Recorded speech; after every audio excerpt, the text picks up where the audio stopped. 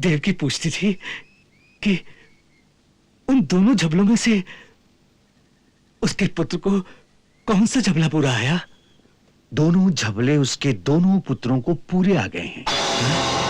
हाँ कुमार, देवकी के दोनों पुत्रों को। गुरुदेव, गुरुदेव, गुरुदेव, गुरुदेव, मुझे संभालिए, मुझे संभालिए गुरुदेव। लगता है मेरे हृदय की गति रुक जाएगी गुरुदेव। आनंद का ये प्रहार सहना कठिन है गुरुदेव, सहना कठिन है। कुमार वसुदेव, हमने आपके पुत्र का नामकरण कर दिया है। धन्यवाद गुरुदेव। क्या नाम रखा है मेरे पुत्र का? बलराम। बलराम, सुंदर, अति सुंदर नाम है। देवकी सुनेगी तो अति प्रसन्न होगी। वो प्राय कल्पना से ही अपने पुत्र का चित्र मन ही मन बनाया करती है। कई बार तो उससे बातें भी करती है। एक बार कहने लगी कि लल्ला लल्ला कहकर पुकारती हूं तो वो सुनता ही नहीं। कहता है, लल्ला तो हर बालक को पुकारते हैं, मुझे मेरे नाम से पुकारो। पगली है ना, सो ऐसी बातें करती है। परंतु आज जब उसे अपने पुत्र का नाम ज्ञात होगा तो वो अति प्रसन्न होगी।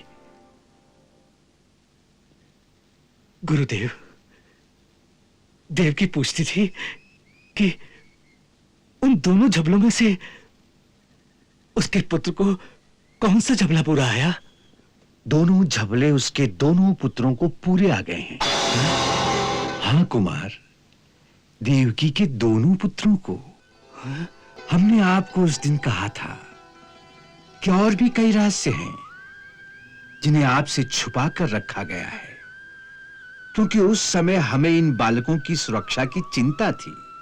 परंतु अब मैं आपके अष्टम पुत्र के रूप में स्वयं पर ब्रह्म भगवान श्री कृष्ण की छवि इन्हीं आंखों से देखकर आया हूं। अब मुझे कोई चिंता नहीं रही। जो तीनों लोगों की चिंता हरने वाले हैं, उनकी सुरक्षा की चिंता अब मैं करूंगा। मेरे इस अहंकार का दंभ उनके दर्शन मात्र से ही दूर हो गया और आज सहसा ही हमारी जिह्वा से आपके छोटे पुत्र कृष्ण का रहस्य भी खुल गया। कृष्ण? आपने उसका नाम कृष्ण रखा है? जब भगवान श्री कृष्ण स्वयं इस रूप में पधारे हैं तो उनका कोई और नाम मैं कैसे रखता? गुरुदेव, आपके कहने का अर्थ यह है कि हमारी अष्टम संतान वो कन्या। आपकी अष्टम संतान कन्या नहीं थी। आपकी अष्टम संतान तो एक पुत्र था, जैसा कि आकाशवाणी ने कहा था। पुत्र था? हाँ। और वो वही है कृष्ण, जो इस समय नंदराय जी का पुत्र कहलाता है। गुरुदेव, गुरुदेव, गुरुदेव, गुरुदेव, मुझे संभालिए, मुझे संभालिए गुरुदेव। लगता है मेरे हृदय की गति रुक जाएगी गुरुदेव। आनंद का ये प्रहार सहना कठिन है गुरुदेव, सहना कठिन है। गुरुदेव, क्या ये सच है?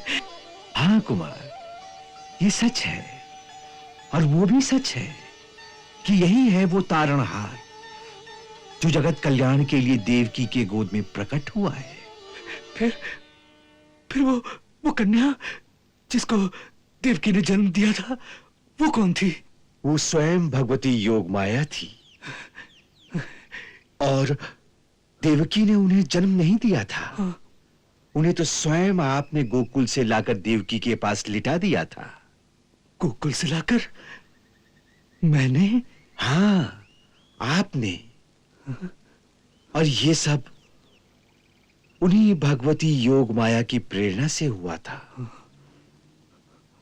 जब कारागार में भगवान श्री कृष्ण ने शिष्य रूप में अपने आप को प्रकट किया, तब इन्हीं योग माया की शक्ति से आपकी बेड़ियां टूट गईं, कारागार के द्वार खुल गए, प्रहरी बेसुध हो गए, और इन्हीं की प्रेरणा से आप गोकुल में जाकर अपने पुत्र को नंदरानी यशोदा के पास लिटा आए और उस कन्या रूपी योग माया को अपने साथ ले आए।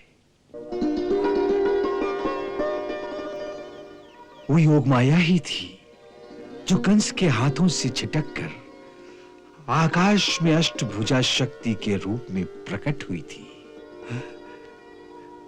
परंतु मुझे तो कुछ याद नहीं गुरुदेव।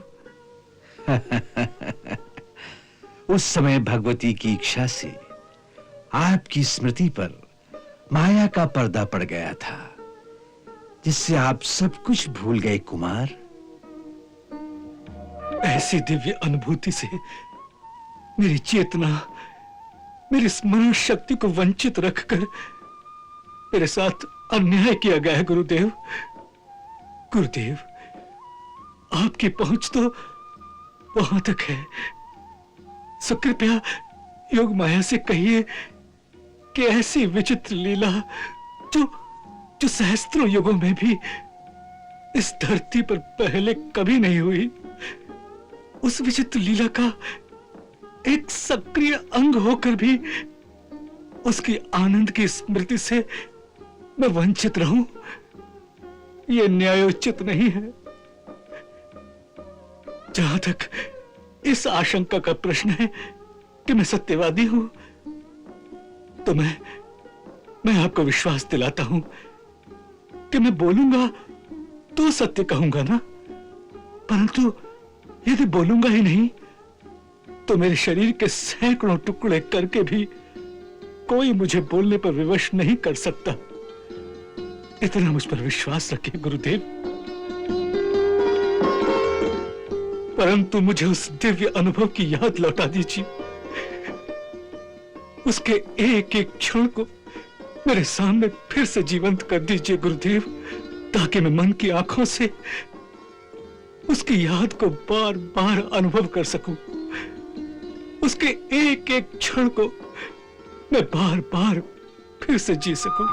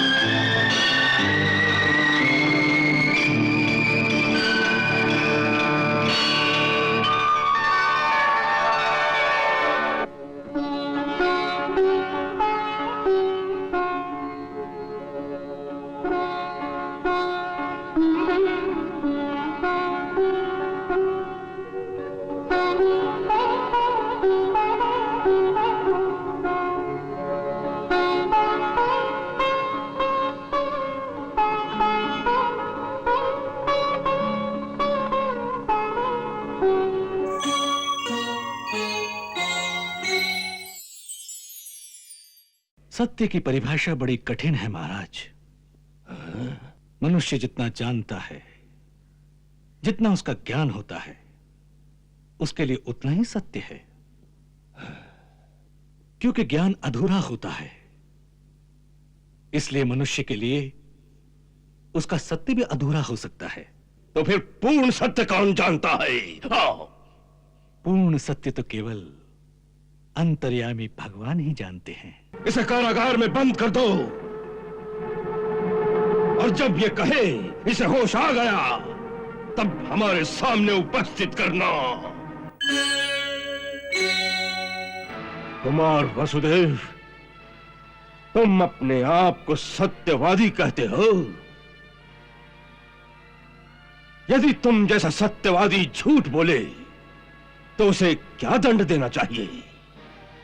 दंड देने का काम तो राजा का है, सो ये राजा ही निश्चित करेंगे कि झूठ बोलने के लिए क्या दंड देना चाहिए। हाँ, इसका अर्थ यह है कि तुम ये बात स्वीकार करते हो कि तुमने झूठ बोला है।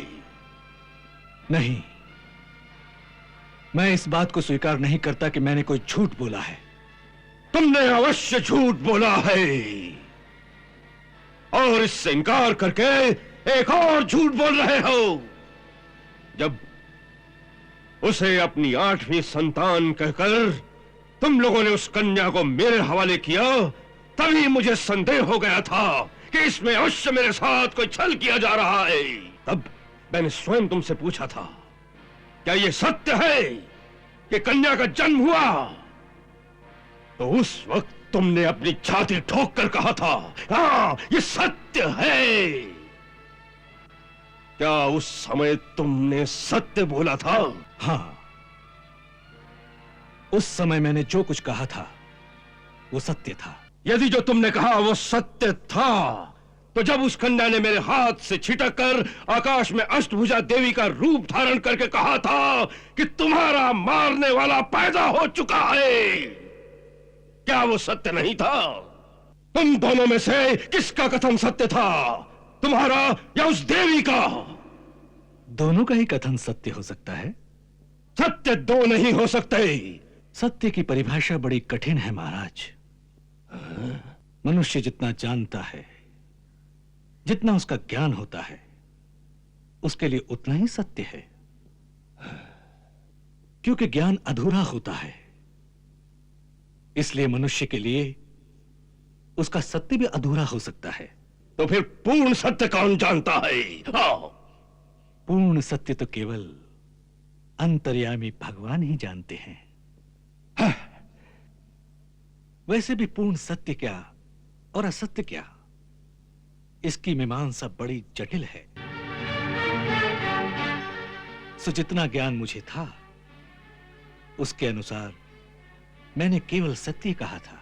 मैं जानता हूं कि तुमने अपना अष्टम पुत्र छुपा कर कहीं और भेज दिया है। हाँ, मैंने तुम्हारे वचन पर विश्वास करके उस दिन देवकी को जीवित छोड़ दिया था, परंतु तुमने अपना वचन भंग करके मेरे साथ विश्वासघात किया है। तुम भीषण दंड के अधिकारी हो। मैं तुम्हारे इस लांछन का प्रतिकार करता हूं कि मैंने तुम्हारे साथ विश्वासघात किया है।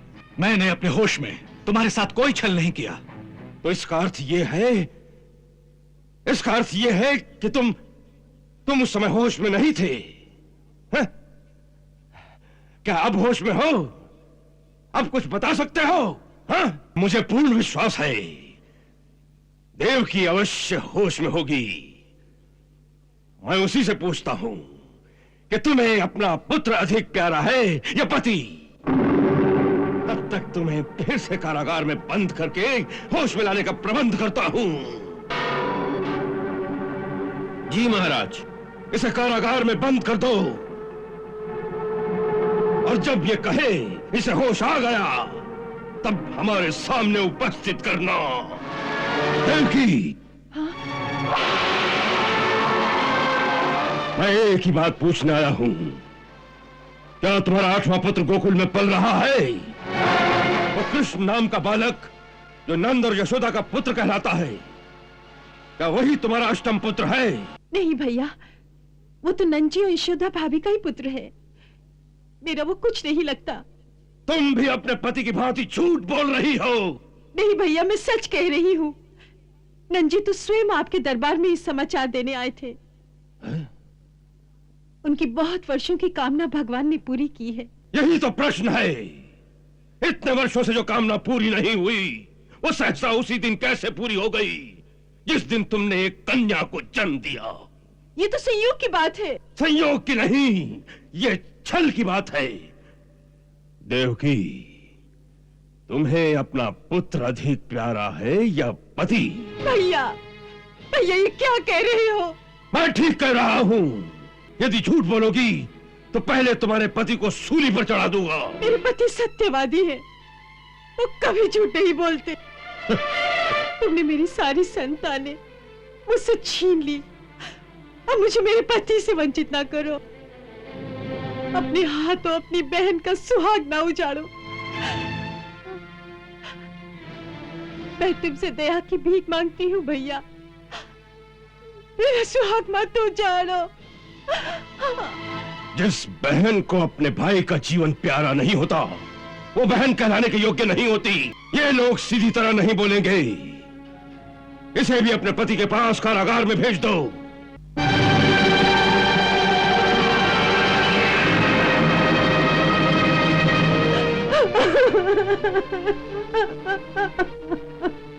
नहीं देवकी, नहीं, ऐसे नहीं रोते। धीरज रखो। विपत्ति के समय तो मनुष्य के धीरज की परीक्षा होती है। परंतु हमारी विपत्तियां क्या कभी समाप्त नहीं होंगी? होंगी, अवश्य होंगी।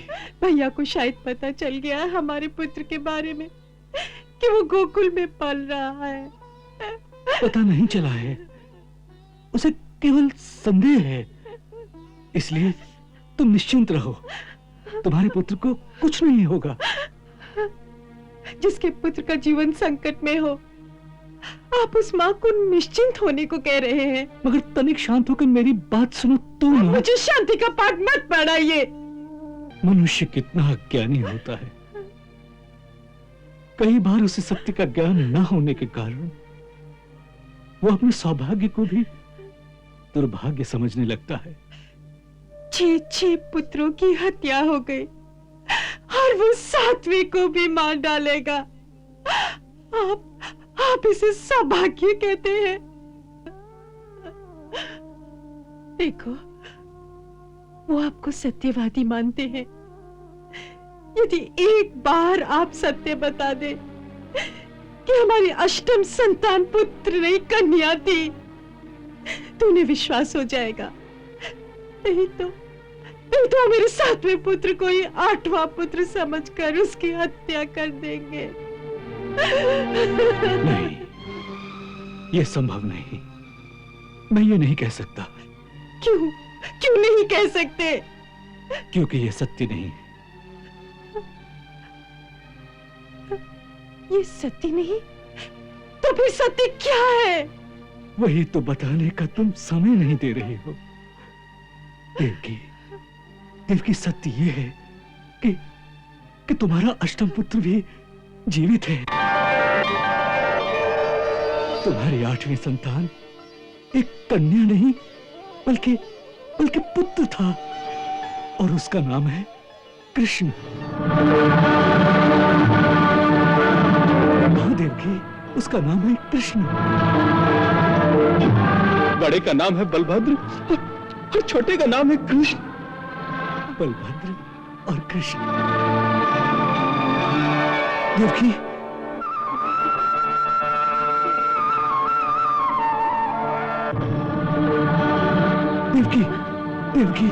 देवकी संभालो।